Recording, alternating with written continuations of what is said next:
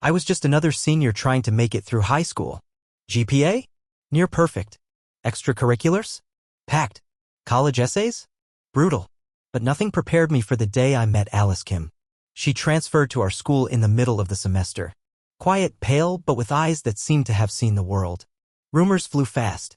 Terminal cancer, 6 months to live, transferring to our school to fulfill a final wish to graduate. Most kids avoided her.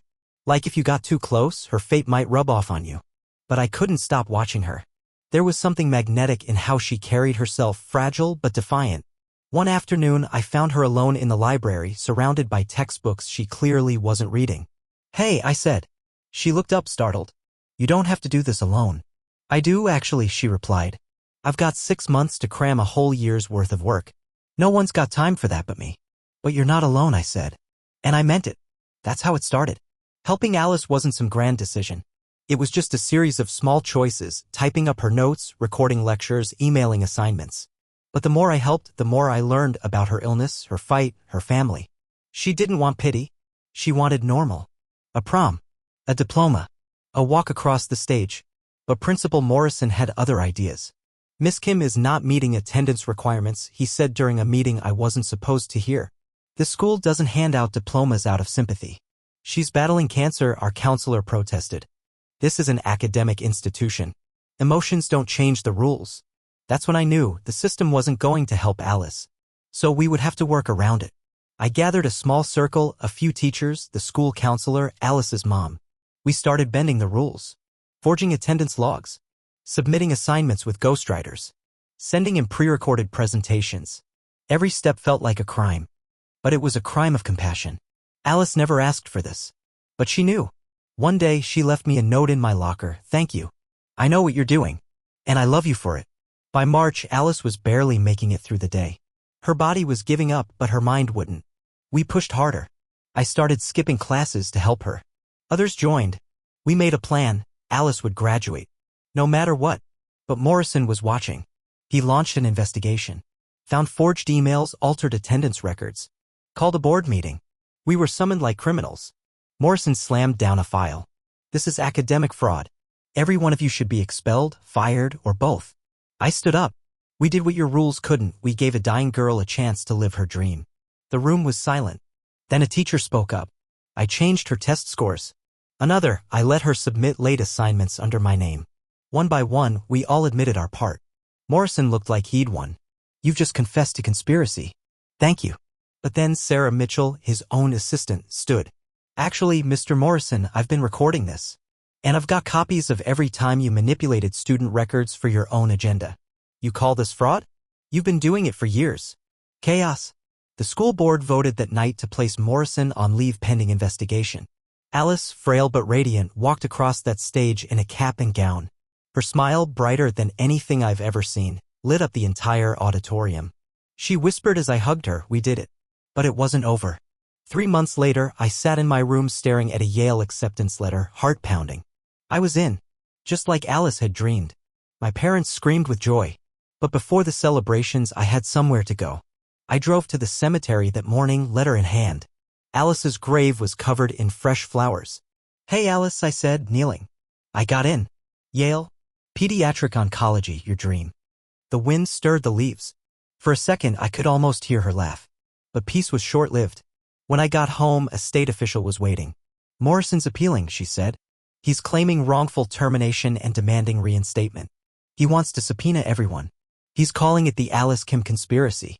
And just like that, we were pulled back into a battle we thought we'd already won. 3 months after Alice's passing, the Yale acceptance letter arrived. The weight of it was profound, not just as a personal achievement but as a tribute to a dream that had once belonged to someone else. With her memory heavy in his heart, he visited her grave on a crisp December morning. Clutching the letter, he silently promised to honor her legacy not just by studying pediatric oncology but by committing himself to the dream they had shared to help sick children stay in school while receiving treatment. While his parents celebrated the news with joy, another storm was brewing. Morrison, the disgraced superintendent, had filed an appeal demanding reinstatement and accusing everyone involved in Alice's case of orchestrating academic fraud. The investigation, thought to be over, reignited with threats of legal action against teachers, administrators, and students alike. State Education Department official Catherine Walsh arrived with documents outlining Morrison's allegations and his legal team's demands. At an emergency school board meeting, Morrison's lawyers tried to paint a picture of corruption and deceit, but their strategy unraveled. Sarah Mitchell, Morrison's former assistant, and several parents exposed a deeper web of unethical actions, grade manipulation, personal vendettas, and systemic abuse. Principal Davis presented years of evidence cataloging Morrison's misconduct. In a dramatic turn, the board not only denied Morrison's appeal but also recommended criminal charges.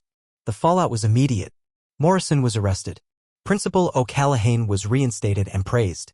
Students and staff finally spoke freely, and the school began transforming into a more compassionate space. The protagonist, now widely recognized for his role in defending Alice's dignity, received overwhelming support from students, teachers, and families. New initiatives emerged in Alice's memory. Jonathan Chen organized a fundraiser that raised thousands for a scholarship fund. Soon after, a package arrived from Mrs. Kim, Alice's second journal, filled with hopes and plans for her future at Yale. The detailed ideas were more than dreams. They were visionary concepts for bridging education and medical care. This became the foundation of his own research. Graduation day honored Alice with an empty chair and a white rose. Her name was called, and Mrs. Kim accepted her diploma to a standing ovation. The first recipients of Alice's fund were announced, and the school launched its pilot of the Compassionate Accommodation Program. Over the summer, he volunteered at the hospital, working with young patients, many of whom reminded him of Alice. Each story, each child reinforced his purpose. News of Morrison's conviction came shortly after, 3 years in prison and a lifetime ban from education. Back at Yale, he shared Alice's journal with his professors and research mentors. Her ideas became central to a new research project focused on educational continuity for pediatric patients. Alice was named a posthumous contributor. Winter break brought him home. His visit to the school revealed even more progress. A dedicated memorial display, improved student well-being, and a culture transformed by Alice's legacy. A young student, inspired by Alice, reminded him that the work mattered more than ever. Catherine Walsh, now the superintendent, shared news of a national scholarship in Alice's name. He was invited to serve on the selection committee.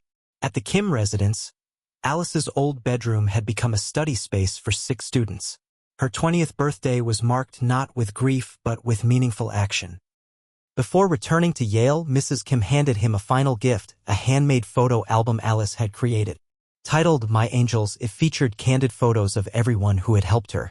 The final page was a letter expressing her gratitude and awareness of all they'd done for her. It was a validation of their shared fight and a reminder that their acts of quiet rebellion had not gone unnoticed. That night, he revised his sophomore year research proposal. The new program, called the Angel Protocol, would bring Alice's vision to hospitals and schools nationwide. Her impact had become a movement. Throughout the following months, Alice's name continued to inspire. Jonathan's fundraiser surpassed $100,000. More students graduated under Alice's law. He was invited to speak at the National Education Conference, where he told their story of courage, compassion, and the power of one girl's dream. Educators responded with tears and renewed purpose.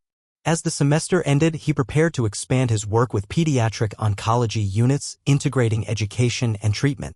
Alice's journal remained with him, a daily source of motivation. Her dream had not died.